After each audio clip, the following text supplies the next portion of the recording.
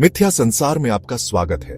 आज का प्रसंग है, आखिर भगवान शिव ने रामनगरी में बहने वाली सरयू नदी को क्यों दिया था श्राप? पूजन में नहीं होता इसके जल का इस्तेमाल।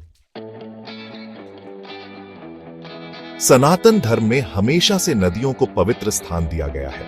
इसलिए कहा जाता है कि पवित्र नदियों में स्नान करने से जाने अनजाने में किए गए पाप कर्म धुल जाते हैं। इसके अलावा नदियों के जल को पवित्र मानकर उसका इस्तेमाल पूजा पाठ में किया जाता है।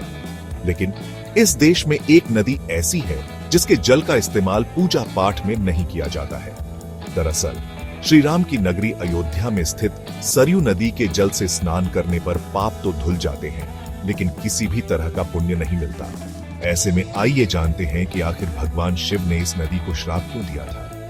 भगवान विष्णु की आंख से प्रकट हुई सरयू नदी। पौराणिक मान्यता है कि सरयू नदी की उत्पत्ति भगवान विष्णु की आंख से हुई।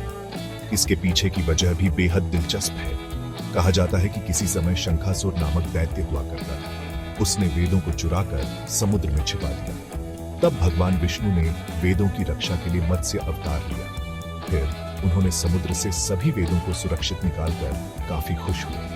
कहते हैं कि जब भगवान विष्णु की आंखों से खुशी के आंसू निकले तो उसे ब्रह्मा जी ने मानसरोवर में डाल दिया, जिसे सरयू कहा गया। शिवजी ने क्यों दिया सरयू नदी को श्राप? पौराणिक कथा के अनुसार सरयू नदी भगवान श्री राम की सबसे प्रिय नदी थी। कहते हैं उन्होंने इसी नदी में समाधि ली थी। ऐसी मान्यता है कि चूंकि भगवान श्री राम ने इस नदी में अपनी लीला का अंत किया, इसलिए भगवान शिव सरयू से नाराज हुए। उन्होंने अपनी नाराजगी व्यक्त करते हुए सरयू नदी को श्राप दिया कि उसका जल कभी भी पूजा पाठ या अन्य शुभ कार्यों में इस्तेमाल नहीं किया जाएगा। यही वजह है कि आज भी सरयू नदी का जल किसी भी मंदिर में नहीं लाया जाता है। डिस्क्लेमर: यहां दी गई जानकारी सामान्य मान्यताओं और जानकारियों पर आधारित है। मिथ्या संसार इसकी पुष्टि नहीं करता है।